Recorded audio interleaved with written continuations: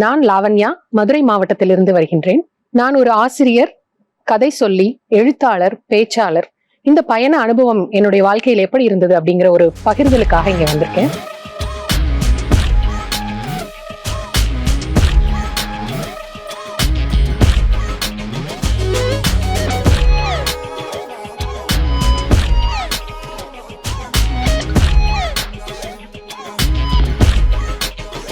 முதலாவதாக பேச்சாளர்.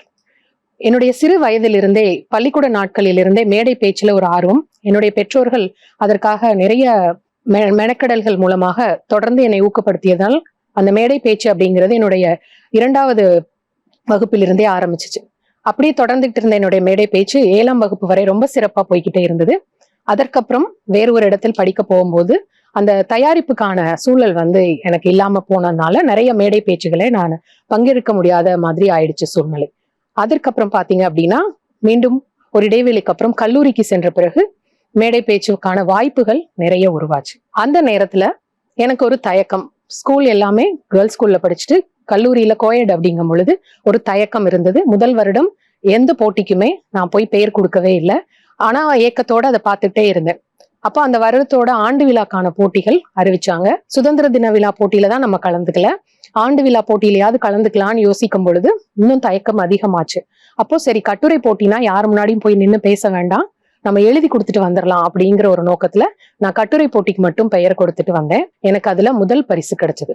அப்போ எனக்குள்ள ஒரு தைரியம், சரி மறுபடியும் நம்மளுடைய மேடை பேச்சை நம்ம தொடர்வதற்கு இதுதான் சரியான வாய்ப்பு அப்படின்னு முடிவு பண்ணிட்டு அதற்கு அடுத்த வருடத்திலிருந்து ஒரு போட்டியும் விடாம தொடர்ந்து எல்லா போட்டிகள்லையும் எனக்கான முழு பங்களிப்பையும் நான் கொடுத்தேன். அதுல பாத்தீங்க அப்படின்னா திருப்பி அந்த ஒரு கேப் விட்ட காரணத்தினால பழைய மாதிரி என்னால பேச முடிவதற்கான சூழல் இல்லவே இல்லை.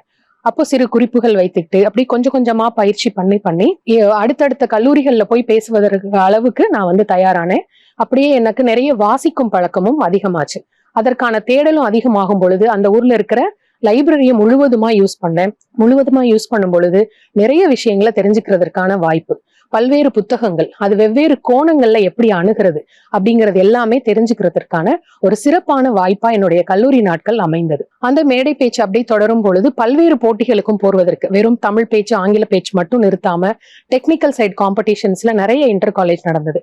அதற்காக வெவ்வேறு கல்லூரிகளுக்கும் நாம் பயணிக்கும் பொழுது நிறைய அனுபவங்கள், எப்படி பழகுறாங்க, எப்படி எல்லாம் கத்துக்கிறாங்க அப்படிங்கறதெல்லாம் தெரிஞ்சுக்கிறதுக்கு ஒரு நல்ல வாய்ப்பா அது அமைஞ்சது. அதை தொடர்ந்து வேலை கிடைத்து சென்னைக்கு வந்தாச்சு. வேலை கிடைச்சதுக்கு அப்புறம் மறுபடியும் அந்த மேடை பேச்சுக்கு ஒரு விடுமுறை. அது ரொம்ப லாங் விடுமுறையா போயிடுச்சு. ஏன்னா அலுவலகத்துல அது சார்ந்த பேச்சுகள், அது சார்ந்த மீட்டிங் எல்லாம் போகும்பொழுது ஆர்வமா போய் பேசுறது, வகுப்பெடுக்கிறது அப்படியெல்லாம் இருந்தது. ஆனா முற்றிலுமாக மேடை பேச்சுக்கான வாய்ப்பு அங்கே இல்லாமல் போய்விட்டது. இப்படியே நாட்கள் செல்ல செல்ல கொரோனா அப்படிங்கிற ஒரு காலகட்டம் நம்ம எல்லாமே வீட்டுக்குள்ள முடக்கி அந்த அறைக்குள்ளே இருக்கிற மாதிரி, கணினி முன்னாடியே இருக்கிற மாதிரி, போன்ல இருக்கிற மாதிரியான ஒரு சூழல் உருவாகும் பொழுது நிறைய ஜூம் தளங்கள், கூகுள் மீட் தளங்கள் மூலமாக இந்த பேச்சு, புத்தகம் இது எல்லாமே திரும்பி ஒரு வாய்ப்பா கண்ணு முன்னாடி கிடைச்சது. அப்போ அதுல திருப்பி நம்மளுடைய பேச்சை ஆரம்பிக்கலாம் அப்படிங்கிற ஒரு எண்ணத்துல சிறு புத்தகங்களை எடுத்து அந்த புத்தகங்கள்ல படிச்சுட்டு அதன் மூலமாக என்னுடைய அனுபவங்களை பகிர்வதற்கான ஒரு வாய்ப்பு அங்க கிடைச்சது. அது ஏற்கனவே நான் கல்லூரியில புத்தக திறனாய்வுங்கிற போட்டியில கலந்துகிட்டதுனால அதற்கான ஒரு முன் அனுபவம் அங்க கொஞ்சம் எனக்கு இருந்தது. அதை தொடர்ந்து இந்த தளங்கள்ல புத்தகத்தை பற்றிய விமர்சனம், அந்த கதையை சிறிதா சொல்லிட்டு மக்கள் எப்படி ரசிச்சாங்க, நான் எப்படி ரசிச்சேன், இது என்ன மாதிரியான பாடத்தை சொல்லி கொடுக்குது அப்படின்னு சொல்றதற்கு ஏற்ற மாதிரியான விஷயங்கள் எல்லாம் பகிர்ந்துகிட்டேன். அப்படி கொஞ்சம் கொஞ்சமா என்னுடைய வாசிப்பு இன்னும் அதிகமாச்சு. நிறைய புத்தகங்களை தேடி தேடி படிக்கிறதுக்கு ஒரு சிறப்பான நேரமாக அந்த கொரோனா நேரத்தை நான் பயன்படுத்தி கொண்டேன். அதுக்கப்புறம் பாத்தீங்கன்னா அதுல இருந்து நிறைய நண்பர்கள் கிடைச்சாங்க. அவங்க மூலமா வெவ்வேறு தளங்களுக்கான வாய்ப்புகளை அவங்களே ஏற்படுத்தி கொடுத்தாங்க. அதுல பாத்தீங்கன்னா வெவ்வேறு தளங்கள்ல எல்லாருமே அனுபவசாலிகள், இலக்கியவாதிகள், ரிட்டையர்டு பீப்புள் அப்படின்னு சொல்லிட்டு வயது அதிகமானவங்களும் சரி, அனுபவத்துல அதிகமானவங்களும் தான் நிறைய பேர் இருந்தாங்க. ஆனா அவங்க எல்லாரும் பழகிய விதம் பாத்தீங்க அப்படின்னா ரொம்ப ரொம்ப இனிமையா நம்மளை தட்டி கொடுத்து தைரியமா பண்ணுங்க, உங்களால முடியும் அப்படின்னு சொல்லி நிறைய வாய்ப்புகளை தொடர்ந்து வழங்கினாங்க. அப்போ எங்கெல்லாம் ஒரு தலைப்பு கொடுத்து பேச சொல்லுகிறார்களோ அதுல முயற்சி பண்ணலாம் அப்படின்னு ஒரு ஆர்வம் வந்தது. அப்போ அதுல பயணம் ஆரம்பிக்கும் பொழுது நிறைய இடங்களிலிருந்து அழைப்புகள் வந்தது. அப்படியே மேடை பேச்சு தொடர்ந்து கடந்த வருடம் பப்ளிக் ஸ்பீக்கிங் கான்டெஸ்ட் அப்படின்னு சொல்லிட்டு ஜோன் 16 அப்படிங்கிற இதுல இருந்து நடந்தது. அதுல பாத்தீங்கன்னா எனக்கு முதல் பரிசு கிடைச்சது. அப்போ எனக்கு அதுல பரிசு வாங்கும் பொழுது நம்மளுடைய சிறு வயதுல இருந்து நம்ம மேடை பேச்சு தொடங்கினோம். ஆனா அது வந்து எத்தனையோ தடைகளை தாண்டி இந்த இடத்துல பப்ளிக் ஸ்பீக்கிங் கான்டெஸ்ட்ல ஒரு வின்னரா வந்து நம்ம நின்றுருக்கோம் அப்படிங்கிறப்போ எனக்கு ரொம்ப ரொம்ப மகிழ்ச்சியா இருந்தது. இதுக்கு காரணம் வெறும் மேடை பேச்சு அனுபவம் மட்டும் பத்தாது, அதை சார்ந்து நிறைய புத்தகங்கள் வாசிப்பு, அதை நமக்குள்ள எடுத்து மனசுக்குள்ள வாங்கி அதை எப்படி வெளிக்கொண்டு வந்து காட்டுறோம் அப்படிங்கிறது எல்லாமே ரொம்ப ரொம்ப முக்கியமா இருந்தது. இந்த அனுபவத்துல அதை தான் நான் வந்து அதிகமா தெரிஞ்சுக்கிட்டேன். என்னுடைய பையனுக்காக நான் வந்து பப்ளிக் ஸ்பீக்கிங் ட்ரைனிங் கொடுக்கணும் அப்படிங்கிற ஒரு ஆசையில நான் வந்து நிறைய போட்டிகளுக்கு அவங்கள கூட்டிட்டு போயிருந்தா கூட அதற்கான ப்ராப்பரான ட்ரைனிங் இருந்தால் இன்னும் நல்லா இருக்கும். ஏன்னா நமக்கு கிடைத்த வாய்ப்புகள் வேற, சூழ்நிலைகள் வேற. இப்போ இருக்கிற காம்படிஷன் அதிகமா இருக்குங்கும் பொழுது அதற்கான பயிற்சிகளும் இருந்தால் ரொம்ப சிறப்பா இருக்கும் அப்படிங்கிற ஒரு நோக்கத்துல என்னுடைய பையனுக்காக தேடும் பொழுது ஒரு நிறுவனத்துடைய அட்வர்டைஸ்மெண்ட்டே என் கண்ணில் பட்டுச்சு. அப்போ என்னோட பையனை அங்கே கூட்டிட்டு போய் அவங்கள சேர்க்கும் பொழுது எனக்கும் ஒரு ஆசை, இப்படி ஒரு வாய்ப்பு இருக்கே, அந்த இடம், அவங்களோட பேச்சு இதெல்லாம் பார்க்கும் பொழுது மேடை பேச்சுக்கு இவ்வளோ விஷயங்கள்லாம் இருக்கா, அப்போ நம்ம கிட்ட இருக்கிறத வச்சு நம்ம ஏதாவது பண்ண முடியுமா அப்படிங்கிற ஒரு சிந்தனை எனக்கு வந்தப்போ அவங்க கிட்ட நான் கேட்டேன். இந்த மாதிரி நானும் கல்லூரியில பள்ளிக்கூடத்துல நிறைய பரிசுகள் வாங்கியிருக்கிறேன், இதெல்லாம் என்னோட சர்டிஃபிகேட்ஸ் அப்படின்னு அவங்க கிட்ட காட்டினேன். காட்டும் பொழுது அவங்க சொன்னாங்க, கண்டிப்பா நீங்க அதுக்கான முயற்சியை பண்ணலாம், நம்மளோட நிறுவனத்திலே நீங்க வந்து ஆரம்பிங்க அப்படின்னு சொல்லியிருந்தாங்க. எல்லாம் சிறப்பா போயிட்டு இருக்கு, நம்ம வந்து அடுத்த ஒரு பேட்சை தொடங்க போறோம் அப்படிங்கிற ஒரு சந்தோஷத்தோட என்னுடைய வேலைகளை பார்த்துட்டு இருக்கும் பொழுது அப்போதான் அந்த கொரோனா டைம் வந்த பொழுது நாங்கள் முழுவதுமா நேரடியான வகுப்புகளுக்கான தயாரிப்புல இருந்தோம். அப்போ அது அப்படியே தடைப்பட்டு போயிடுச்சு. அப்போ என்ன செய்யறது அப்படிங்கும் பொழுது ஒரு மாத இடைவெளியில அதுக்கப்புறம் தான் இந்த ஆன்லைன் இது அதிகமா வந்ததுனால சரி ஆன்லைன்ல நீங்க முதல்ல ஆரம்பிக்கலாம் அப்படின்னு சொல்லிட்டு ஒரு அட்வர்டைஸ்மெண்ட் போடும் பொழுது பாத்தீங்கன்னா நிறைய ரெஸ்பான்ஸ். ஏன்னா அப்போ குழந்தைகளை வீட்டுல வச்சுட்டு என்ன பண்றதுன்னு பெற்றோர்களுக்கும் தெரியல, வெளியில விடுறதுக்கு பயம், எல்லாரோடையும் சேர்ந்து விளையாட. அப்போ சரி இந்த மாதிரியான வகுப்புகள் ஒரு நல்ல மாற்ற இதா இருக்கும் அப்படின்னு சொல்லிட்டு நிறைய பெற்றோர்கள் அந்த மாதிரி இதுல சேர்த்தாங்க. அப்போ அது எனக்கு நல்ல விஷயங்களை நம்மளுடைய இந்த குழந்தைகளுக்கு சொல்லிக் கொடுக்கணும், என் பையனுக்கு என்னென்னலாம் சொல்லி தருவேனோ அதே இந்த குழந்தைகளுக்கு சொல்லணும் அப்படின்னு 20 குழந்தைகளோட ஆரம்பித்த பேட்ச் நிறுத்தவே இல்லாம 2020 இருந்து 2023 வரைக்கும் தொடர்ந்து 13 பேட்ச் நான் கிட்டத்தட்ட 250 குழந்தைகளுக்கு அந்த சாஃப்ட் ஸ்கில்ஸ் ட்ரைனிங் வந்து கொடுத்தேன். அதுல பாத்தீங்க அப்படின்னா முழுவதுமா விளையாட்டோட கொண்டு போறதுனால அந்த குழந்தைகள் யாருமே அந்த 1 மணி நேர வகுப்புல அந்த இடத்த விட்டு அசையவே மாட்டாங்க. எப்படா அவங்களுடைய வாய்ப்பு வரும் அப்படின்னு சொல்லிட்டு வெயிட் பண்ணிக்கிட்டே இருப்பாங்க. அவங்களோட பேரை சொன்ன உடனே வேகமா அவங்களுடைய ஆசைகள், அவங்க என்ன அந்த தலைப்பு சம்பந்தமா கேட்கிறோமோ அதை அவ்வளோ அழகா வெளிப்படுத்துவாங்க. அப்போ அந்த குழந்தைகளோட ஆர்வத்தை பார்க்கும் பொழுது இன்னும் அதிகமா நம்ம ஏதாவது செய்யணும் அப்படின்னு சொல்லிட்டு நிறைய தலைப்புகள், நிறைய விளையாட்டுகள், அதை எப்படி அவங்க கிட்ட இருந்து வெளி கொண்டு வர்றது அப்படிங்கிறதுக்கான அதுல பாத்தீங்கன்னா நிறைய குழந்தைகள் பேசவே மாட்டாங்க, நிறைய திறமைகள் இருக்கும் ஆனா அதை வெளிக்காட்டாத மாதிரியான குழந்தைகள். அப்ப அவங்களுடைய பெற்றோர்கள் என்கிட்ட சொன்னாங்க, அவங்க வந்து வகுப்புலையும் அப்படிதான் இருக்கிறாங்க, பேசவே மாட்டாங்க, அதுக்கு ஏதாவது பண்ணுங்க அப்படின்னு சொல்லிட்டு. அப்போ இந்த மாதிரியான பயிற்சிகள் கொடுத்துட்டு இருக்கும் பொழுது ஒரு பேட்ச்ல வந்து ஒரு பையன் 3வது நாளே முதல்ல கேள்வி கேட்ட உடனே கை உயர்த்தி நான் பதில் சொல்றேன் அப்படின்னு சொல்லிட்டு மைக் ஆன் பண்ணான். எனக்கு அப்ப ரொம்ப சந்தோஷமா இருந்தது. அதற்கு அடுத்த நாள் அவங்க அப்பா ஃபோன் பண்ணி எனக்கு ரொம்ப நன்றி சொன்னாரு. இந்த மாதிரி என்னுடைய பையன் ரொம்ப தயக்கத்தோட பேசாமலே இருந்தான், ஆனா நேத்து அழகா அவனே கை உயர்த்தி நான் பதில் சொல்றேன்னு சொல்றப்போ எனக்கு ரொம்ப மகிழ்ச்சியா இருந்தது மேடம், ரொம்ப தேங்க்ஸ் அப்படின்னு சொன்னாரு. அப்ப எனக்கு ரொம்ப நிறைவா இருந்தது. அப்ப இந்த மாதிரி நம்ம குழந்தைகளுக்கான பயிற்சியை சரியா வழங்கணும் அப்படிங்கிற நோக்கத்துல அதுக்கான தேடல் அதிகமாகி நிறைய விஷயங்களை நான் வந்து, ஏன்னா ஆன்லைன்ல பார்க்கும்பொழுது உங்களுக்கு ஸ்க்ரீன் ஷேர் பண்ணி தான் அவங்கள்ட்ட கேள்விகள் கேட்க முடியும், ஏதாவது பிக்சர் வச்சு கேட்கணும்னா அதற்கு எதெல்லாம் நம்ம சிறப்பாக கொண்டு வரலாம், வேர்ட் கேம்ஸ் கொண்டு வரலாம், அப்புறம் பிக்சர்ல இருக்கிற டிஃபரன்சஸ் கேட்கலாம், அதுக்கப்புறம் வந்து ஃபைண்ட் த வேர்ட்ஸ் அப்படின்னு மிஸ்ஸிங் லெட்டர்ஸ், இந்த மாதிரி எவ்வளோக்கு எவ்வளோ அதுல பெஸ்ட்டாக கொண்டு வந்து அந்த குழந்தைகளை கத்துக்க முடியுமோ, word of the day, fruit of the டேன்னு சொல்லிட்டு ஒவ்வொரு தலைப்புகளா புதுசா தேடி அந்த குழந்தைகளை அதுல பேச வைக்கும் பொழுது அவங்க கிட்ட இருக்கிற அந்த நிறைவு, அந்த பெற்றோர்கள்ட்ட இருக்கிற நிறைவு வந்து ரொம்ப ஒரு அழகான ஒரு பயணமா இருந்தது. அந்த சாஃப்ட் ஸ்கில்ஸ் ட்ரைனிங் அப்படியே தொடர்ந்துகிட்டே இருந்தப்போ அடுத்து எனக்கு ஒரு வாய்ப்பா என்ன கிடைச்சது அப்படின்னா, கல்லூரி மாணவர்களுக்கு கம்யூனிகேஷன் பத்தி சொல்லிக் கொடுப்பதற்கான ஒரு வாய்ப்பு. அந்த பேச்சுல எவ்வளோக்கு எவ்வளோ நம்ம வந்து நம்மளுடைய பழைய இதிகாசங்கள்ல இருந்தும் புராணங்களில் இருந்தும் கொட்டேஷன்ஸ் எடுத்து கம்யூனிகேஷன் எவ்வளவு முக்கியம் அப்படிங்கிறத அவங்களுக்கு எடுத்துரைக்கணும். இன்னைக்குதான் அந்த கம்யூனிகேஷன் முக்கியம் இல்ல, காலம் காலமா கம்யூனிகேஷன் அப்படிங்கிறது ரொம்ப முக்கியம் அப்படிங்கிறத எடுத்து சொல்றதுக்கான ஒரு வாய்ப்பு கிடைச்சது. அந்த கல்லூரியில போய் நான் என்னுடைய கம்யூனிகேஷன் டாக்கை வந்து கொடுத்தேன். அதை தொடர்ந்து எனக்கு அடுத்த வாய்ப்பு எப்படி கிடைச்சது அப்படின்னு பாத்தீங்க அப்படின்னா, ஸ்டோரி டெல்லிங் அப்படிங்கிற ஒரு ஜோனர் அந்த சாஃப்ட் ஸ்கில்ஸ் ட்ரைனிங்கோட சேர்ந்து வந்தது. அப்போ அதை நம்ம கத்துக்கணும் அப்படின்னு சொல்லிட்டு முறையா அதற்கான பயிற்சி எடுத்தேன். நான் ஒரு 3 மாத காலம் இந்த ஸ்டோரி டெல்லிங்கான பயிற்சியை தொடர்ந்து அதை நான் வந்து சிறப்பாக பண்ணிட்டு இருந்தேன். அதை முடிச்சதுக்கு அப்புறம் கொஞ்ச நாள்ல எனக்கு வந்து அந்த ஸ்டோரி டெல்லிங்கான வாய்ப்புகள் நிறைய இடங்கள்ல கிடைச்சது. அப்போ அதுல வந்து கல்லூரி மாணவர்களுக்கு கம்யூனிகேஷனை பத்தி கதை மூலமாக சொல்லிக் கொடுக்கணும் அப்படின்னு ஒரு வாய்ப்பு கிடைச்சது. அப்போ அந்த வாய்ப்புல ஒரு 1000 மாணவர்களுக்கு கம்யூனிகேஷன் சொல்லிக் கொடுக்கறது ஆன்லைன் வழியாக. அப்போ அதற்கான கதைகளை தேடி அதை எப்படி இந்த கம்யூனிகேஷனோட கொண்டு வரணும் அப்படிங்கிற தேடல் வந்து ரொம்ப சுவாரஸ்யமா இருந்தது. அந்த தேடல் மூலமா அந்த குழந்தைகள் நிறைய பேருக்கு அந்த பயம் இல்லாம பேசணும் அப்படிங்கிற ஒரு எண்ணத்தை விதைச்சது வந்து ரொம்ப ரொம்ப மகிழ்ச்சிக்குரிய ஒரு விஷயம். இந்த மாதிரியான சாஃப்ட் ஸ்கில் ட்ரைனிங் இன்னமும் தொடர்ந்து நான் செஞ்சுட்டு இருக்கேன். நிறைய நிறுவனங்கள்ல கூட அதற்கான வாய்ப்புகள் கிடைக்கும் பொழுது அந்த அலுவலகத்துல வேலை செய்யறவங்களுக்கான சாஃப்ட் ஸ்கில்ஸ் ட்ரைனிங், ஏன்னா ஒரு மனிதர்கள் இன்னொரு மனிதர்களோட பேசுவதற்கு இந்த கம்யூனிகேஷனும் அது தொடர்ந்து அது சார்ந்த விஷயங்கள் எல்லாமே ரொம்ப முக்கியம். அப்ப அதற்கு எந்த மாதிரியான பயிற்சி கொடுத்தா அவங்களுக்கு வந்து அது சிறப்பா இருக்கும் அப்படிங்கிறத தேடி அதற்கான பயிற்சிகள், அதற்கான வழிகாட்டுதல்கள் எல்லாத்தையுமே என்னால முடிஞ்ச அளவுக்கு சிறப்பா நான் பண்ணிட்டு இருக்கேன். சாஃப்ட்வேர் இன்ஜினியரா நான் ஒரு 8 வருட காலம் வேலை செஞ்சுட்டு இருந்தேன். வேலை செஞ்சுட்டு இருக்கும் பொழுது ஒரு சூழ்நிலையில அந்த வேலை விட்டுட்டு வர மாதிரி ஆயிடுச்சு. அதுக்கப்புறம் என்ன பண்ணலாம் அப்படின்னு ஒரு யோசனை வரும் பொழுது எனக்கு வந்து ஹிந்தி படிச்சிருந்தேன். அந்த அனுபவத்தை வச்சு நான் கண்டிப்பா ஹிந்தியில ஏதாவது பண்ணலாம். ஏன்னா டீச்சிங் எனக்கு வந்து சின்ன வயசுல இருந்தே ரொம்ப பிடிச்ச ஒரு விஷயம். அதற்கான வாய்ப்புகள் கிடைக்கும் பொழுதெல்லாம் கல்லூரியிலும் சரி, அலுவலகத்திலையும் சரி, எங்கெல்லாம் சொல்லிக் கொடுக்கறதுக்கான வாய்ப்பு கிடைக்குதோ அதெல்லாம் ரொம்ப நம்ம ஆர்வமா நான் வந்து செஞ்சுட்டு இருந்தேன். நான் எம்சிஏ படிச்சுட்டு இருக்கும் பொழுதுமே என்னோட யூஜி ஸ்டூடெண்ட்ஸ்க்கு காலேஜ்ல இருந்து ட்ரைனிங் கொடுக்க சொன்னா நான் அவங்களுக்கு போய் ட்ரைனிங் கொடுத்துட்டு இருந்தேன். அப்போ எனக்கு அந்த டீச்சிங் அப்படிங்கிறது ஒரு சின்ன வயசுல இருந்தே ஆர்வம் இருந்தது.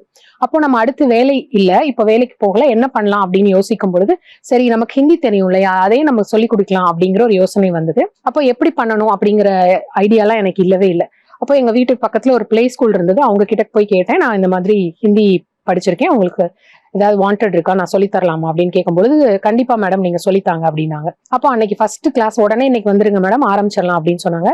ஒரே ஒரு குழந்தை அன்னைக்கு வந்தாங்க, அவங்களுக்கு என்னுடைய வகுப்பு ஆரம்பமாச்சு. அப்போ அது மாதிரி போயிட்டே இருக்கும் பொழுது ஒரு 3 மாசத்துக்குள்ள வந்து கிட்டத்தட்ட 6-7 குழந்தைகள் வர ஆரம்பிச்சிட்டாங்க. அதுக்கப்புறம் கொஞ்சம் கொஞ்சமா இந்த மாதிரி நான் பண்றேன்னு என்னோட ஃப்ரெண்ட் சர்க்கிள்ல தெரிஞ்ச உடனே நிறைய பேர் என்கொயர் பண்ண ஆரம்பிச்சாங்க. சரி நம்ம பண்ணலாம் அப்படின்னு சொல்லிட்டு ஒரு ஏற்பாடு பண்ணி 5 பேர் வர ஆரம்பிச்சாங்க. தொடர்ந்து பரீட்சைக்கெல்லாம் அனுப்பலாம் அப்படிங்கிற ஒரு முடிவோட இருக்கும் பொழுதுதான் இந்த கொரோனா முடக்கம் வந்தது. எல்லாரும் வீட்டுக்குள்ளே இருக்கிற ஒரு சூழல். எப்படி அடுத்த கட்டத்துக்கு நம்ம எடுத்துட்டு போறதுங்கிறது அப்ப தெரியவே இல்லை. ஏன்னா இப்ப மாதிரியான கூகுள் மீட், ஜூம் எல்லாம் அப்ப வந்து ரொம்ப தெரியாத ஒரு சூழ்நிலையா இருந்தது அந்த கொரோனாவின் ஆரம்ப காலகட்டத்துல. அப்போ வந்து வாட்ஸ்அப் கால்லே வந்து எவ்வளவு எடுக்க முடியும் அப்படின்னு முடிஞ்ச அளவுக்கு ட்ரை பண்ணும் பொழுது அதுல இருந்து 1-2 ஸ்டூடெண்ட்ஸ் வந்தாங்க. அவங்களோட ரெஃபரன்ஸ் மூலமா அப்படியே கொஞ்சம் ஸ்டூடெண்ட்ஸ் வர ஆரம்பிச்ச உடனே தொடர்ந்து இந்த பயணம் ஆன்லைன்லயே அப்படியே போயிட்டே இருந்தது. போயிட்டே இருக்கும் பொழுது சரி இது போதும், நமக்கு ஒரு டைம், வீட்டையும் மேனேஜ் பண்றதுக்கு டைம் இருக்கு, ஸ்டூடெண்ட்ஸையும் கவனிக்கிறதுக்கு டைம் இருக்கு அப்படிங்கறதுனால இந்த பயணம் போயிட்டே இருந்தது. அப்படியே இருக்கும் பொழுது இந்த வாட்ஸ்அப் அப்படி கொஞ்சமா கூகுள் மீட் இப்படி நிறைய டெக்னாலஜிஸ் நிறைய கத்துக் கொடுக்க ஆரம்பிச்சாங்க. பேரண்ட்ஸ் சொல்லுவாங்க, ஃப்ரெண்ட்ஸ் சொல்லுவாங்க, இதை வச்சு வெவ்வேறு தளத்துல எப்படியெல்லாம் அந்த வகுப்புகளை எடுக்க முடியும், எப்படியெல்லாம் அவங்களுக்கு சொல்லிக் கொடுக்க முடியும். அதுல முக்கியமான விஷயம், எப்படி நான் என் பையனுக்கு எளிதா சொல்லி கொடுத்து புரிய வைக்கணும்னு நினைக்கிறேனோ அதே மாதிரி என்னுடைய மாணவர்களுக்கும் சொல்லிக் கொடுக்கணும் அப்படிங்கிற ஒரு நோக்கத்துலதான் இதை நான் ஆரம்பிச்சேன். அப்ப அந்த விஷயம் ஒவ்வொரு பெற்றோர்களா அவங்களுடைய ஃப்ரெண்ட்ஸை என் பொண்ணை சேர்த்திருக்கேன், என் பையனை சேர்த்திருக்கேன், எங்கே நீங்க சேருங்கன்னு சொல்லும் பொழுதுதான் எனக்கு தெரிஞ்சது அவங்களுடைய அந்த புரிதல் வந்து தெளிவா இருக்கு அப்படிங்கிற காரணத்தினாலதான் அவங்க அடுத்தவங்களுக்கு ரெஃபரன்ஸ் கொடுக்குறாங்க அப்படிங்கிறது எனக்கு தெரிஞ்சது. அப்போ அது மூலமா கொஞ்சம் ஸ்டூடெண்ட்ஸ் வர ஆரம்பிச்சாங்க. அப்ப அப்படியே என்னோட பயணம் தொடர்ந்துட்டே இருந்தது. அப்போ ஹிந்தி நம்ம சொல்லிக் கொடுக்கணும்னு ஆரம்பிச்சிட்டோம். இந்த 8 எக்ஸாம் எழுதுனதோட நம்ம இருக்கோம். நம்மளுடைய தகுதியை நம்ம இன்னும் மேம்படுத்திக்கிட்டாதான் இன்னும் சிறப்பா அடுத்து வர மாணவர்களுக்கு நம்ம சொல்லிக் கொடுக்க முடியும் அப்படிங்கிற ஒரு எண்ணம் என்னுடைய மனசுக்குள்ள வந்தது. அப்ப அதுக்கு என்ன பண்ணலாம் அப்படிங்கும் பொழுது இந்த 8 எக்ஸாம் முடிச்சதோட நிக்க கூடாது அப்படின்னு சொல்லிட்டு நான் என்ன பண்ணேன்னா அதற்கான தேடல் பண்ணும்போது MA ஹிந்தி இருக்கு அப்படின்னு ஒரு ஆப்ஷன் கிடைச்சது. அப்ப அது முழு நேரம் கல்லூரிக்கு போய் படிக்கக்கூடிய ஒரு விஷயம். இதை நம்ம வந்து செய்ய முடியுமா இந்த சூழ்நிலையில அப்படின்னு ஒரு கேள்வி முன்னாடி நினைச்சு, பரவாயில்ல எல்லாத்தையும் சமாளிக்கலாம் அப்படின்ற ஒரு எண்ணத்துல அதற்கான என்ட்ரியும் நான் ரெஜிஸ்டர் பண்ணேன். காலேஜுக்கும் போக ஆரம்பிச்சேன். 2 வருட காலம் ரொம்ப எவ்வளோக்கு எவ்வளவு திறம்பட அந்த கல்லூரிக்கு போவதற்காகட்டும், அதுக்கப்புறம் என்னுடைய குழந்தைகளுக்கான பயிற்சி கொடுக்கறதாகட்டும், என்னுடைய வீட்டை பார்த்துக் கொள்ளதாகட்டும், எல்லாத்தையும் மேனேஜ் பண்றதுக்கான டைம் மேனேஜ்மெண்ட் எப்படி பண்ணணும் அப்படிங்கிறத அந்த 2 வருஷத்துல நான் ரொம்ப சிறப்பா கத்துக்கிட்டேன். ஏன்னா அந்த டிராவல் டைம் எல்லாத்தையுமே நம்ம கணக்கு பண்ணிதான் நம்மளுடைய வேலைகளை செய்ய முடியும். அது எல்லாத்துக்குமான ஒரு சிறந்ததொரு வாய்ப்பா இருந்தது. அங்க கல்லூரியில படிக்கும் பொழுது ஹிந்தியில எழுதுவதற்கான வாய்ப்புகள் நிறைய கிடைச்சது. ஹிந்தியில பேசுவதற்கான வாய்ப்புகள், அங்கேயும் மேடை பேச்சு, நான் ஏற்கனவே சொல்லியிருந்த மாதிரி என்னுடைய மேடை பேச்சு அங்கேயும் தொடர்ந்தது. என்னுடைய கவிதைகள் எழுத முடிஞ்சுது, அதை போய் அங்க பகிர்ந்துக்க முடிஞ்சுது. அந்த மேடை பேச்சு அங்கேயும் தொடர்ந்து வந்தது எனக்கு ஒரு மகிழ்ச்சியான விஷயம். அந்த ஹிந்தி படிக்கும் பொழுது என்னாச்சு அப்படின்னு பாத்தீங்கன்னா, எங்களுடைய வருடத்துல நாங்க சேர்ந்த வருடத்துல இருந்து தீசிஸ் பண்றது எம்ஃபில் கிடையாதனால இப்பவே முடிச்சு சப்மிட் பண்ணணும் அப்படிங்கிற மாதிரியான ஒரு சூழலுக்கு வந்தது. அது பாத்தீங்க அப்படின்னா கண்டிப்பா ஒரு 100 பக்கத்துக்காவது நம்ம ஹிந்திலே எழுதி ஒரு புத்தகமா அதை நம்ம வந்து சப்மிட் பண்ணணும் ரெக்கார்டா அப்படின்றது. அது உண்மையிலே சேர்ந்த உடனே அது ஒரு பெரிய பயத்தை கொடுத்தது. இவ்வளவு தூரம் நம்ம எப்படி பண்ண போறோம் அப்படிங்கிற ஒரு இது. ஆனா பாத்தீங்கன்னா என்னுடைய ஆசிரியர்கள், அவங்களோட உதவி, அவங்க டீச் பண்ண விதம், இது எல்லாமே என்னை இன்னும் அதை ஆழமா நம்ம ரசிச்சு படிக்கணும் அப்படிங்கிற எண்ணத்துல என்னுடைய ஃபைனல் இயர் சப்மிஷனுக்கு நான் என்ன பண்ணேன்னு பாத்தீங்கன்னா, சிறுகதைகள் ஒரு 20 சிறுகதைகள் இருக்கிற புத்தகத்தை, ஹிந்தி புத்தகத்தை எடுத்து அந்த கதைகள்ல நான் கத்துக்கிட்ட விஷயங்கள், சமுதாயத்திற்கு அது என்ன சொல்ற விஷயங்கள் அப்படிங்கறதெல்லாம் எடுத்து சொல்லி அந்த தீசிஸை சப்மிட் பண்ற அளவுக்கு என்னுடைய ஹிந்தி அறிவு வளர்ந்தது அப்படின்னு சொன்னா மிகையாகாது. அப்போ அதுல நான் கத்துக்கிட்டது எல்லாத்தையுமே என்னுடைய மாணவர்களுக்கு வகுப்பா எடுக்கும் பொழுது எங்கெங்கெல்லாம் அந்த விஷயங்களை சேர்த்து சொல்லி கொடுத்து அவங்களுக்கு ஒரு ஆர்வத்தை தூண்டி அந்த படிப்பு மேல ஒரு ஈர்ப்பை கொண்டு வந்து அந்த மொழி மேல ஒரு ஈர்ப்பை கொண்டு வருவதற்கான முயற்சியை தொடர்ந்து செய்வதற்கு இந்த யாஸ் அகாடமி எனக்கு ஒரு சிறந்த தளமா இருந்தது. இதன் மூலமாக அந்த மாணவர்களும் நல்ல மதிப்பெண் பெற்று இப்ப என்னுடைய அகாடமியில இருந்து 3 லேடிஸ் என்ன பண்ணிருக்காங்கன்னா படிச்சு முடிச்சுட்டு அவங்களும் ஹிந்தி ஆசிரியர்களா மாறி இருக்கிறாங்க. இப்ப அவங்க நிறைய குழந்தைகளுக்கு இப்ப வகுப்பு எடுத்துட்டு இருக்காங்க. இப்ப இது என்ன அப்படின்னா, ஆசிரியர் அப்படிங்கிற ஒரு பணி அது வந்து ஒரு நிறைவான பணி, எல்லாரையுமே உருவாக்குகின்ற ஒரு சமுதாய பணி அப்படிங்கிறது இந்த மாதிரியான மாணவர்களுடைய ஒவ்வொரு ஃபீட்பேக்கை கேட்கும் பொழுதும் அந்த பெற்றோர்களுடைய ஃபீட்பேக்கை கேட்கும் பொழுது எங்களுக்கு வந்து ரொம்ப மகிழ்ச்சியா இருக்கு. இந்த பயணத்துல தொடர்ந்து நாங்க அடுத்தடுத்து என்னுடைய ஃப்ரெண்ட்ஸ் வந்து கொஞ்சம் பேர் எனக்கு மியூசிக் தெரியும் மேடம், எனக்கு மேக்ஸ் தெரியும் மேடம், எனக்கு சொல்லிக் கொடுக்கணும்னு ஆசையா இருக்கு, ஆனா எப்படி பண்றதுன்னு தெரியல அப்படின்னு கேட்டாங்க. சரி ஓகே, நம்மளோட அகாடமில நீங்களும் சேர்ந்து பண்ணுங்க அப்படின்னு சொல்லிட்டு அவங்களுக்கான வாய்ப்புகளையும் ஏற்படுத்தி கொடுக்கும் பொழுது டான்ஸ் ஆகட்டும், மியூசிக் ஆகட்டும், மேக்ஸ் யாரு கேட்டாலும் என்னோட நண்பர்கள் இருக்காங்க, நீங்க வந்து தாராளமா சேர்க்கலாம் அப்படின்னு சொல்லிட்டு அவங்களுக்கான இணைப்புகளையும் கொடுக்கும் பொழுது இந்த அகாடமி எங்களுக்கு வந்து சேர்ந்து நாங்க எல்லாருமே சேர்ந்து பயணித்து ஒரு இனிய பயணமாக அது வந்து தொடர்ந்துட்டு இருக்கு. இதன் மூலமா நிறைய குழந்தைகளை ரீச் பண்ண முடியுது. எங்கெல்லாம் கேப்ஸ் இருக்கு, இந்த படிப்புல வந்து அவங்களுக்கு ஏன் அந்த கஷ்டப்படுறாங்க, இதை படிக்கிறதுக்கு ஏன் கஷ்டப்படுறாங்கிறத புரிஞ்சுக்கிட்டு நாங்க செய்யும் பொழுது அது வந்து எளிதா போய் அவங்கள சென்று சேர்றது. அது வந்து ஒரு நல்ல விதமா போயிட்டு இருக்கிறதுனால நாங்க அந்த பணியை வந்து தொடர்ந்து இன்னும் அடுத்தடுத்து எங்களுக்கு சிலர் வந்து டிராயிங் கிளாஸ்க்கு கேட்டிருக்காங்க, நாங்க டிராயிங் எடுக்கிறோம் மேடம் எங்களை சேர்த்துக்கோங்க அப்படின்னு கேட்டிருக்காங்க, நாங்க வந்து கிராஷே செய்யறோம் எங்களை சேர்த்துக்கோங்க அப்படின்னு. இப்படி ஒவ்வொருத்தரா அவங்களுடைய ஆர்வத்தை எப்படியெல்லாம் வெளியில கொண்டு போகலாம் அப்படிங்கிற ஒரு முயற்சியில ஈடுபடும் பொழுது இந்த யாஸ் அகாடமி அவங்க எல்லாத்துக்குமே ஒரு பாலமா இருக்குது அப்படின்னு நினைக்கும் பொழுது ரொம்ப மகிழ்ச்சியா இருக்கு. 2019ஆம் ஆண்டு ஜூன் மாதம் ஒரே ஒரு குழந்தையோடு நாங்கள் பயணிக்க ஆரம்பிச்சோம். இன்னைக்கு வந்து கிட்டத்தட்ட 7 வருடங்கள் ஆக பொழுது நிறைய குழந்தைகள் வந்து நம்ம கிட்ட ஹிந்தி கத்துக்கிறாங்க. கூடவே கணிதம், அப்புறம் ஆர்ட்ஸ், டிராயிங், டான்ஸ், மியூசிக் இது எல்லாமே கத்துக்கிறாங்கன்னு நினைக்கும் பொழுது ரொம்ப மகிழ்ச்சியா இருக்கு. கல்லூரிக்கு வந்த பிறகு பாத்தீங்கன்னா இந்த கட்டுரை போட்டிகள் அதுல வந்து நிறைய பார்ட்டிசிபேட் பண்றதற்கான வாய்ப்பு கிடைச்சது. அப்ப அதற்காக நிறைய புத்தகங்கள் படிக்கும் பொழுது சில எழுத்துக்கள் நம்மளை ரொம்ப கவர்ந்துரும். அப்ப பட்டிமன்ற தயாரிப்புகள் எந்த தயாரிப்பு எடுத்தாலும் உடனே லைப்ரரிக்கு போய் நிறைய புத்தகங்கள் இருந்து ரெஃபரன்சஸ் எடுக்கும் பொழுது அந்த எழுத்துக்கள் நம்மை எப்படியெல்லாம் நம்ம வந்து எழுதணும், எப்படியெல்லாம் அதை புரிஞ்சுக்கணும் அப்படிங்கிற பல்வேறு விஷயங்களை வந்து அது சொல்லி கொடுத்துச்சு. அப்போ அதுல பாத்தீங்க அப்படின்னா எங்களுடைய கல்லூரியில கதை விமர்சன போட்டி அப்படிங்கறதெல்லாம் வச்சிருந்தாங்க. அப்போ ஒரு கதை நம்ம படிக்கிறதுக்கு எப்படி விமர்சனம் எழுதுறதுங்கிறது அங்கதான் நான் முதல்ல கத்துக்கிட்டேன். அப்போ அந்த மாதிரி பண்ணும்பொழுது எனக்கு அதுல பரிசு கிடைச்ச உடனே அப்ப அடுத்து நம்மளும் எழுதணும் அப்படிங்கிற ஆசை வந்தது. ஆனா எனக்கு வந்து கவிதை அப்படிங்கிறதோ கதை அப்படிங்கிறதோ கைவசப்படவே இல்லை. அது ரொம்ப எனக்கு தூரத்திலே இருந்த மாதிரியே ஒரு ஃபீல். அப்பெல்லாம் எனக்கு அது கிடைக்கல. ஆனா என்னுடைய வகுப்பு தோழர்கள் எல்லாருமே நிறைய எழுதி பரிசெல்லாம் வாங்கும் பொழுது எனக்கு ரொம்ப சந்தோஷமா இருக்கும். அப்ப அவங்களெல்லாம் பாராட்டி பேசி சொல்லும் பொழுது எனக்கும் ஆசை இருக்கு அப்படின்னோடனே முயற்சி செய்யுங்க, கண்டிப்பா உங்களால முடியும் அப்படின்னு சொல்லி எல்லாருமே ஊக்கப்படுத்தினாங்க. ஆனா அதற்கான வாய்ப்பு எனக்கு கிடைக்கவே இல்லை. நான் எழுதுவேன், ஆனா என்னோட அளவுல அதை வச்சுட்டே இருந்தேன், வெளியில வந்து பகிர்ந்துட்டதே இல்லை. இப்படியே போயிட்டே இருக்கும் பொழுது பாத்தீங்க அப்படின்னா தளங்கள்ல வந்து கதைகளை சொல்லி அதுல இருந்து நம்ம கத்துக்கிட்ட விஷயங்களை பகிர்ந்துக்கிற புத்தக திறனாய்வு நிறைய தொடர்ந்து தினமும் இன்றும் நடந்துகிட்டே இருக்குது. அந்த இதுல வந்து பாத்தீங்கன்னா கிட்டத்தட்ட நான் 125 புத்தகங்களுக்கு மேல திறனாய்வு பண்ணியிருக்கேன். அப்போ அந்த திறனாய்வு பண்ணும் பொழுது ஒவ்வொருத்தர் அதே மாதிரி நம்ம பண்ற மாதிரி மற்றவங்க பண்றத கேட்கும் பொழுது ஒரு நாள் வந்து சமையல் பத்தி எப்படியெல்லாம் இந்தந்த ஊர்ல சாப்பாடு கிடைக்குதுங்கிறத பத்தி ஒருத்தர் பேசிட்டு இருந்தாங்க. அப்ப அதை கேட்கும் பொழுது எனக்குள்ள ஒரு ஆர்வம், அப்ப இந்த மாதிரியான ஆவணங்கள் இருந்தா மட்டும்தான் அடுத்தடுத்த தலைமுறைகளுக்கு நம்மளுடைய சமூகத்துல நடந்த விஷயங்களோ இல்ல நம்ம வீட்டுல நடந்த விஷயங்களோ நம்ம கிட்ட இருந்த உணர்வுகளோ தெரியும் அப்படிங்கிற ஒரு விஷயம் என் மனசுக்குள்ள தோணுச்சு. அப்ப நம்ம ஏன் எழுதக்கூடாது அப்படின்னு சொல்லிட்டு நான் எழுதின முதல் சிறுகதை தான் குச்சி ஐஸ். நம்மளுடைய சிறு வயதுல கடந்து வந்திருப்போம் எல்லாருமே. அந்த குச்சி ஐஸ் அப்படிங்கிறது எல்லாருமே ரசிச்சு அனுபவிச்சு சாப்பிட்டிருப்போம். அந்த அனுபவத்தை அந்த குச்சி ஐஸ் வண்டி வரும்பொழுது நம்ம எப்படி இருப்போம், எப்படி ஓடுவோம் அப்படிங்கறதெல்லாம் வச்சு எழுதப்பட்ட அந்த குச்சி ஐஸ் கதை தான் முதலாக. அப்போ அதை எழுதிட்டு அதுக்கப்புறம் நான் விகடகவி அப்படிங்கிறவங்க ஒருத்தவங்கள்ட்ட அணுகும் பொழுது அவங்க கொடுங்க அப்படின்னு சொல்லி கேட்டுட்டு அதை என்னுடைய கதையா முதலா மேகசினா அது பப்ளிஷ் ஆச்சு. அதுக்கப்புறம் பாத்தீங்க அப்படின்னா கவிதை எழுதலாம் அப்படின்னு ஒரு ஆசை வந்தது. உடனே சரி அதற்கான முயற்சி பண்ணலாம் அப்படின்னு சொல்லும்போது எளிதா சொல்லிடுறோம், ஒண்ணுக்கு கீழே ஒண்ணு வந்தா வரிகள் வந்தா அது கவிதை அப்படின்னு சொல்லிட்டு. ஆனா அது அவ்வளவு சுலபம் இல்லை. அதற்கான வார்த்தைகள், அந்த அந்த வார்த்தைகளை சரியா கொண்டு வந்து பொருத்துற விதம் வந்து ரொம்ப சேலஞ்சிங்கா இருந்தது. ஆனா அந்த முயற்சியை நான் விடவே இல்லை. சரி நம்மளால முடியும், எழுதுவோம்னு சொல்லி தொடர்ந்து எழுதும் பொழுது அதற்கான வாய்ப்புகளும் வந்தது. அப்போ தொடர்ந்து எனக்கு 6 மாதங்கள் அந்த மேகசின்ல என்னுடைய கவிதைகளை தொடர்ந்து வெளியிடுவதற்கான வாய்ப்புகள் ஒவ்வொரு வாரமும் கிடைச்சது. இப்போ ஒவ்வொரு வாரமும் என்னுடைய சிந்தனை அந்த வாரத்துல நான் பார்த்த ஒரு விஷயமா இருக்கலாம், இல்ல ரசிச்ச ஒரு விஷயமா இருக்கலாம், இல்ல எதை பத்தி நான் யோசிச்சனோ அந்த விஷயமா இருக்கலாம். அப்போ என்னுடைய எழுத்து ஆர்வம் வந்து அப்படியே அதிகரிச்சுட்டே போகும் பொழுது அதற்கான பாராட்டுகளும் நிறைய பேர்கிட்ட இருந்து கிடைச்சது. இது ரொம்ப ஆழமா போச்சு, எனக்கு இது ரொம்ப பிடிச்சிருந்தது அப்படின்னு சொல்லிட்டு நிறைய ஃபீட்பேக் எனக்கு அந்த கவிதைகளுக்கெல்லாம் வரும் பொழுது, அப்போ நம்ம சரியான ட்ராக்ல தான் பயணிக்கிறோம், நம்ம இதையே இன்னும் மெருகுபடுத்தணும் அப்படின்னு சொல்லிட்டு அதற்கான பயிற்சிகள்ல நான் ஈடுபட்டேன். அப்படி ஈடுபட்டுட்டே இருக்கும் பொழுது பாத்தீங்க அப்படின்னா திருக்குறளுக்கு கதைகள் எழுதுவதற்காக ஒரு அமைப்பு வந்து செயல்பட்டு இருந்தாங்க.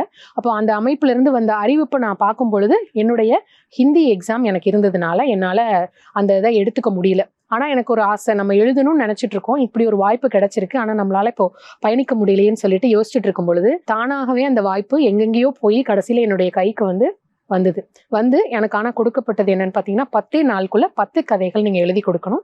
உங்களுக்கான அதிகாரம் ஆப்ஷனே கிடையாது, 2 அதிகாரம் தான். பெண்வழிச்சேரல், வரைவின் மகளிர், இதுல இருந்து நீங்க எடுத்து எழுதணும் அப்படின்னு சொல்லிட்டு. திருக்குறள் சின்ன வயசுல இருந்தே படித்தாலும் நம்ம அந்த எக்ஸாமுக்காக நிறைய படிச்சிருந்தாலும் அதை தாண்டி நிறைய திருக்குறள் அதிகாரங்களுக்கு நான் போனதே கிடையாது. இப்போ இது எனக்கு முற்றிலும் புதிதா இருந்தது. தகுதி இல்லாத மனைவியின் சொல் கேட்டு நடத்தல் அப்படிங்கிறதா இந்த பெண்வழிச்சேரலுடைய பேஸ் லைன் அப்படின்னு சொல்லலாம். இப்போ இதை வச்சு கதைகள் எழுதணும் அப்படின்னு சொல்லும் பொழுது ஏன் நம்ம வந்து நிறைய குறையாவே கொண்டு போற மாதிரி எழுதணும், குறைகளை சொன்னாலும் அதன் மூலமாக நிறைவும் கொண்டு வர முடியும் அப்படிங்கிற மாதிரியான ஒரு நோக்கத்துல என்னுடைய 10 கதைகளையும் ஒவ்வொரு விதமாக நான் எழுதியிருந்தேன். அது பாத்தீங்க அப்படின்னா அண்ணா நூற்றாண்டு நூலகத்துல என்னை மாதிரியே இங்க சென்னையில எழுதியிருந்த 10 எழுத்தாளர்களோடு சேர்ந்து அந்த புத்தகம் வந்து வெளிவந்தது. ரொம்ப மகிழ்ச்சிக்குரிய ஒரு விஷயம். 133 அதிகாரங்களுக்கான மொத்த கதைகளும் 7 அடி நூலாக தஞ்சை தமிழ் பல்கலைக்கழகத்துல சாலமன் பாப்பே ஐயா தலைமையில வெளியிடப்பட்டது. ரொம்ப ஒரு நிறைவான ஒரு விஷயமா இருந்தது. அப்போ அந்த எழுத்து பயணம் ஒரு சிறப்பான ஒரு தொடக்கமாக அமையும். இப்படி ஒரு புகழ் வாய்ந்த நூலுக்காக, உலக பொதுமறையான நூலுக்கு எழுதுறோம் அப்படிங்கிறது எவ்வளவு பெருமைக்குரிய விஷயம் அப்படின்னு நினைக்கும் பொழுது அடுத்து அதை தொடர்ந்து நம்மளுடைய பொறுப்பு அதிகமாயிருக்கு அப்படிங்கிற எண்ணத்துல அடுத்தடுத்து என்னுடைய எழுத்து பயணம் நடந்துட்டே இருந்தது. அப்போ ஆங்கிலத்துல ஒரு சேலஞ்ச் வந்தது, காம்படிஷன் போட்டிருந்தாங்க. 30 கவிதைகள் நீங்க எழுதி அனுப்புனீங்கன்னா உங்களோட புத்தகமா நாங்க பிரசுரிக்கிறோம் அப்படின்னு சொல்லிட்டு ஒரு காம்படிஷன் அனௌன்ஸ்மெண்ட் வந்திருந்தது. அதை பார்த்துட்டு எனக்கு ஒரு ஆசை, சரி நம்ம தமிழ்ல எழுதியிருக்கிறோம், ஆங்கிலத்திலேயே முயற்சி செய்யக்கூடாது அப்படின்னு சொல்லி ஆரம்பிச்ச பயணம் தான் 2024ஆம் வருடம் செலிப்ரேட்டிங் ஸ்மால் வின்ஸ் அப்படிங்கிற என்னுடைய ஆங்கில கவிதை புத்தகம் வெளியானது. இதற்கு முன்னதாகவே நான் நிறைய இடத்துல சாஃப்ட் ஸ்கில் ட்ரெயினரா பணிபுரியும் பொழுது அங்கே இருக்கிற குழந்தைகளுடைய கிரியேட்டிவ் ரைட்டிங்காக நிறைய ஆர்டிகல்ஸ் எழுதி புத்தகமா தொகுத்தாங்க. அதுல inside the hot box, heroes in disguise அப்படிங்கிற மாதிரியான நிறைய புத்தகங்கள் அவங்க வந்து போட்டாங்க. அது எல்லாத்துலயுமே என்னோட ஆர்டிகல்ஸ் வந்தது. இப்படி என்னோட எழுத்து பயணம் தொடர்ந்துகிட்டே இருக்கும் பொழுது கவிதைகள் எழுதுவதற்கான வாய்ப்புகள். அப்போ கவிதைகள்ல வெவ்வேறு வகைகள் இருக்கு, ஹைக்கூ கவிதைகள், தன்முனை கவிதைகள். அப்போ தன்முனை கவிதைகள் அப்படிங்கிறது ஒரு புதிய விஷயமா தென்பட்டுச்சு. அது என்ன அப்படின்னு பார்க்கும் பொழுது 4 வரியில சுருக்கமா எழுதணும் அந்த விஷயத்தை அப்படிங்கிற அது ரொம்ப சேலஞ்சிங்கா இருந்தது. ஏன்னா நான் எழுதின கவிதைகள் எல்லாமே 15 லைன் 20 லைன் அந்த மாதிரி தான் போயிட்டே இருந்தது. அப்போ இது ஒரு புதுமையா இருக்கே, இதை நம்ம முயற்சி செய்யலாம் அப்படின்ற எண்ணத்துல தன்முனை கவிதைகள் நான் எழுத ஆரம்பிச்சு அதற்கான ஒரு 7 புத்தகங்கள்ல நிறைய தன்முனை கவிஞர்களோட சேர்ந்து என்னுடைய கவிதைகளும் தொகுப்பு நூலா வெளியாயிருக்கு. இதை தொடர்ந்து நம்ம தனியா ஒரு முயற்சி எடுத்து தன்முனை கவிதைகள் எழுதணும் அப்படின்னு சொல்லிட்டு மறுபடியும் நான் போய் நின்ன இடம் தான் திருக்குறள் எடுத்து திருப்பி படிச்சுட்டு இந்த 133 அதிகாரத்திற்குமாக 133 தன்முனை கவிதைகளை எழுதி சமீபத்தில் தான் என்னுடைய திருக்குறளும் தன்முனை கவிதையும் அப்படிங்கிற புத்தகம் ரிலீஸ் ஆயிருக்கு. இப்போ இதுல வந்து என்ன எப்படியெல்லாம் அந்த திருக்குறளுடைய பொருளை அந்த சுருக்கமாக 4 வரியில் கவிதையாக நம்ம கொண்டு வர முடியும் அப்படிங்கிற முயற்சி. இதை தொடர்ந்து எப்பெல்லாம் சிறப்பு நிகழ்ச்சிகள் நடக்குது, மகளிர் தினம் ஆகுது, இல்ல ஒரு வருட பிறப்பாகுதுன்னா அதை பற்றிய ஒரு கட்டுரைகள் எழுதி கொடுங்க அப்படின்னு கேட்பாங்க. அதற்கான கட்டுரை, பெண்களை பற்றிய ஒரு கட்டுரை, நம்மளுடைய எண்ணங்கள் எவ்வளவு சிறப்பா இருக்கணும் அப்படிங்கிற கட்டுரை. அதுக்கப்புறம் பாத்தீங்கன்னா இந்த புத்தக விமர்சனங்களையே வந்து எழுத்தா கேட்டாங்க. தமிழ் நெஞ்சம் அப்படிங்கிற ஒரு பிரான்ஸ்ல இருந்து வெளிவருகின்ற ஒரு புத்தகத்துக்கு என்னுடைய தன்முனை கவிதைகளை பற்றிய திறனாய்வு கட்டுரைகள், புத்தகங்களை பற்றிய திறனாய்வு கட்டுரைகள் எல்லாமே அதுல பிரசுரமாயிருக்கு. இந்த மாதிரி என்னுடைய எழுத்து பயணம் ரொம்ப சிறப்பா தொடர்ந்துட்டு இருக்கு. இதற்கு ஆழ்ந்த வாசிப்பு மிக மிக முக்கியமான காரணமாக இருந்தது அப்படின்னு சொன்னோம்னா அது மிகையாகாது. இப்போ இத்தனை விஷயங்களை நான் மட்டும் செஞ்சுட்டேன் அப்படின்னா கண்டிப்பா கிடையாது. இது இந்த சொசைட்டி நிறைய விஷயங்களை எனக்கு கத்துக் கொடுத்தது. அப்ப இந்த சொசைட்டியோடு சேர்ந்து நம்ம பயணிக்கிற மூலமா தான் பல விஷயங்களை கத்துக்கிறோம். பல நல்ல விஷயங்கள், பல கெட்ட விஷயங்கள் எல்லாம் தெரியுது. அதுல இருந்து நம்ம எதை தேர்ந்தெடுக்கணும் அப்படிங்கிற அறிவும் நமக்கு இந்த சூழ்நிலை தான் கொடுக்குது. அப்போ இப்படி ஒரு சிறப்பு வாய்ந்த ஒரு சூழ்நிலையில நம்ம வசிக்கும் பொழுது நம்ம இந்த சொசைட்டிக்கு திருப்பி என்ன கொடுக்கலாம் அப்படின்னு சொல்லிட்டு யோசிக்கும் பொழுது, என்னுடைய இந்த யாஸ் அகாடமி பயணம் ஏற்கனவே நான் உங்களுக்கு சொல்லியிருக்கிறேன்.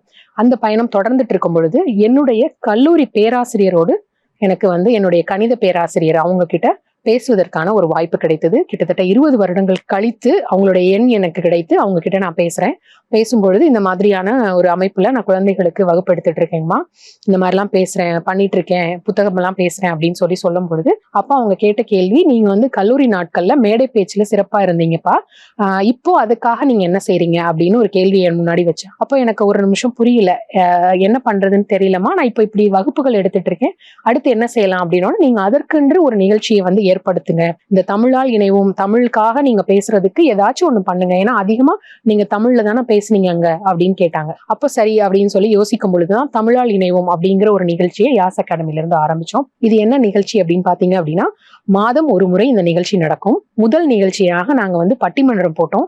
எங்களுடைய யாஸ் அகாடமில இருக்கிற குழந்தைகள் அணிகளாக பிரிந்து அழகாக அவங்களுடைய கருத்துக்களை அந்த பட்டிமன்ற தலைப்புல முன் வச்சாங்க. அப்போ அவ்வளவு ஆர்வமா அந்த குழந்தைகள் தலைப்பு கொடுத்து பேசுறாங்க அப்படிங்கறத தொடர்ந்து நாங்க என்ன பண்ண ஆரம்பிச்சோம் அப்படின்னா, மாதம் ஒரு கருப்பொருள் அப்படின்னு சொல்லிட்டு, இப்ப சமீபத்துல பாத்தீங்கன்னா ஜனவரியில என்ன நிகழ்ச்சி நடந்ததுன்னா புத்தாண்டு பொங்கல். அப்ப அந்த தலைப்புல பேசும்பொழுது புத்தாண்டையொட்டி அவங்க எடுத்த ரெசல்யூஷன்ஸ் எல்லாம் பகிர்ந்துக்கிட்டாங்க.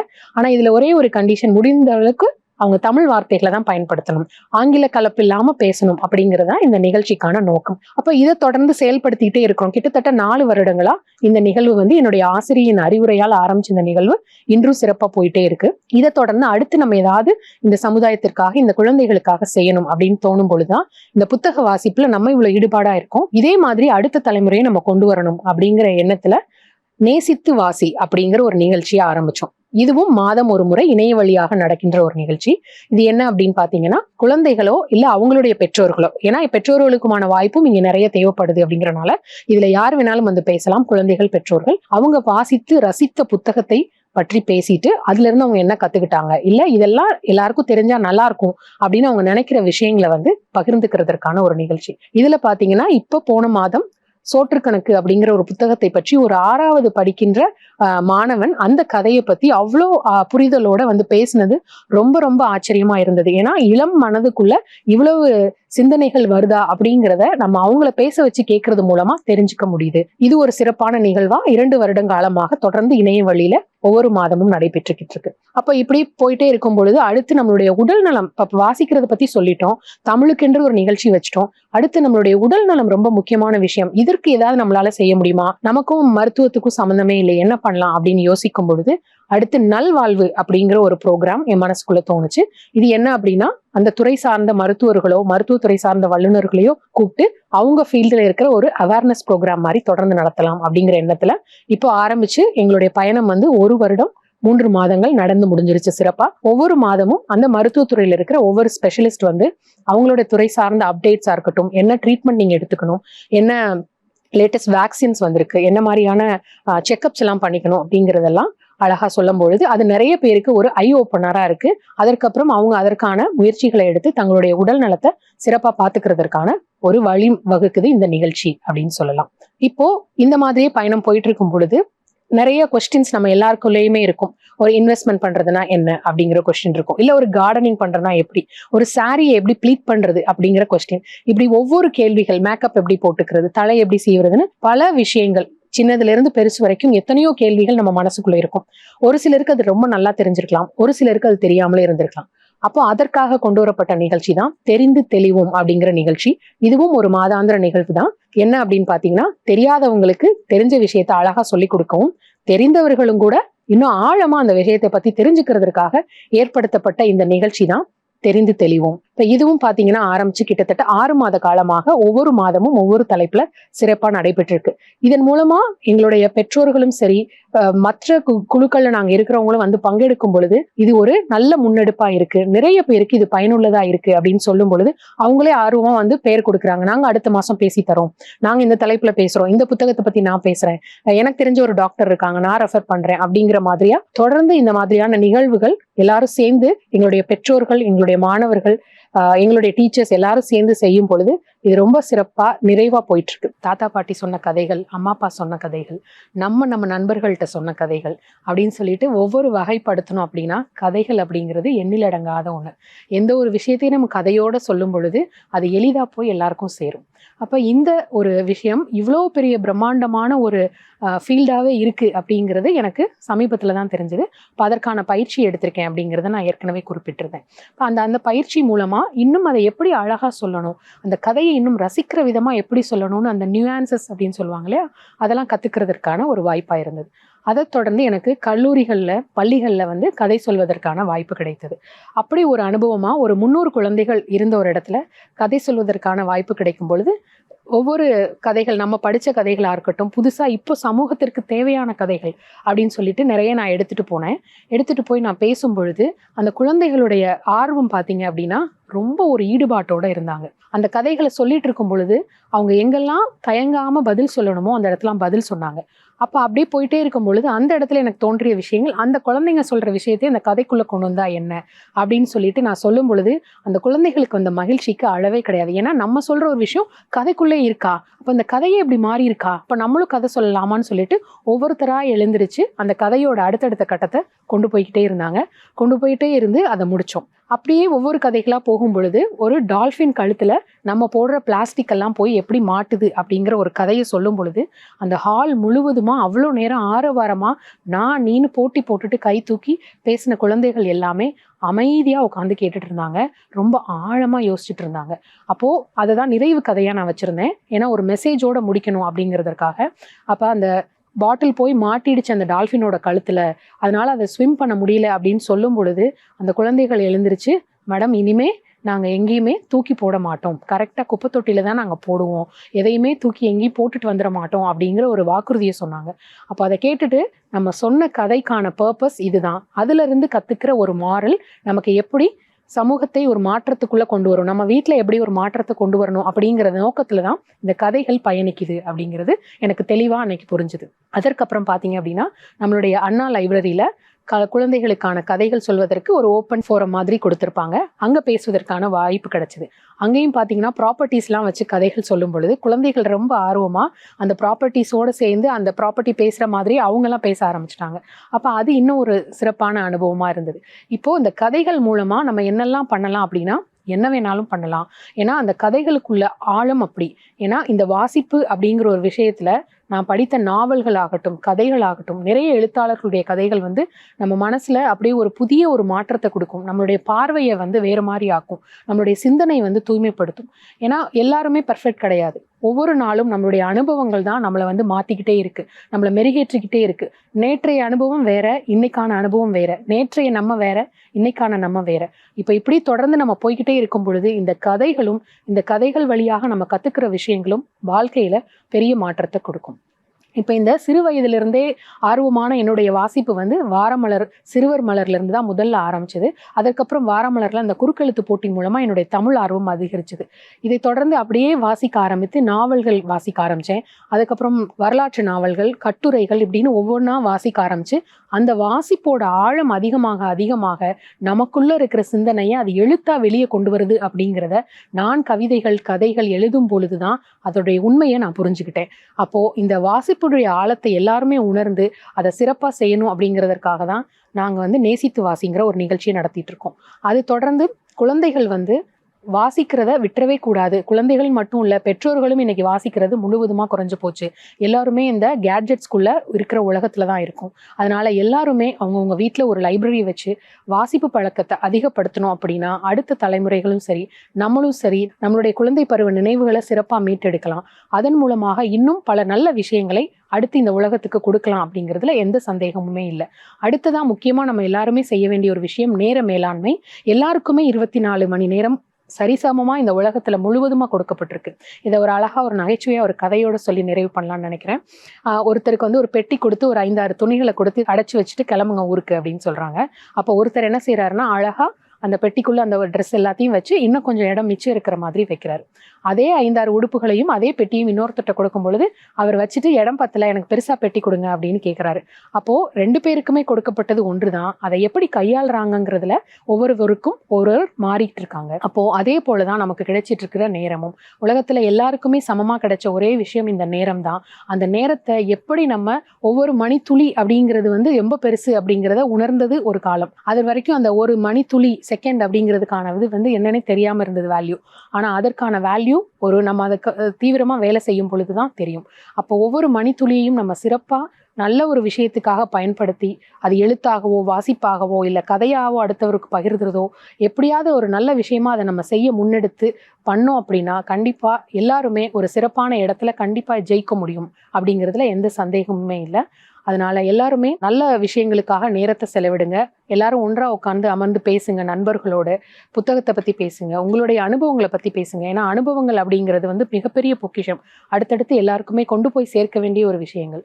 நிறைய பயணம் பண்ணுங்க. பயணம் அப்படிங்கிறது வாழ்க்கையில ரொம்ப முக்கியமான விஷயம். இப்படி பல நல்ல விஷயங்களை எல்லாத்தையும் நம்ம தேடி தேடி செய்யும் பொழுது நம்மளுடைய லைஃப்பும் சரி, நம்மளை சுற்றி இருக்கிற எல்லாரோட லைஃபுமே சரி ரொம்ப சிறப்பாக இருக்கும். என்னுடைய வாழ்க்கையில் நிறைய பேர் இந்த மாதிரி ஒவ்வொரு இடத்துக்கும் முக்கிய பங்காற்றி இருக்கிறாங்க. அப்படிப்பட்ட ஆசிரியர்களுக்கும், உறவினர்களுக்கும், பெற்றோர்களுக்கும், என்னுடைய நண்பர்களுக்கும் இந்த இடத்துல நான் நன்றி தெரிவிச்சுக்கணும்னு நினைக்கிறேன். இந்த வாரம் முழுவதும் நான் ஒவ்வொரு துறையில் எப்படி வந்து என்னோட பயணத்தை ஆரம்பித்தேன், அதை எப்படி கொண்டு போனேன், அதில் என்னென்னலாம் மாற்றங்கள் வந்தது, புதுசாக என்னெல்லாம் கற்றுக்கிட்டேன் அப்படிங்கிறத உங்ககிட்ட பகிர்ந்திருக்கேன். இது எல்லாருமே கண்டிப்பாக நிறைய பேருக்கு பயனுள்ளதாக இருக்கும் அப்படின்னு நம்புகிறேன். இந்த ஒரு சிறப்பான வாய்ப்பை கொடுத்த ஜெயா டிவிக்கு என்னுடைய அன்பார்ந்த நன்றிகளை தெரிவித்துக் கொள்கின்றேன்.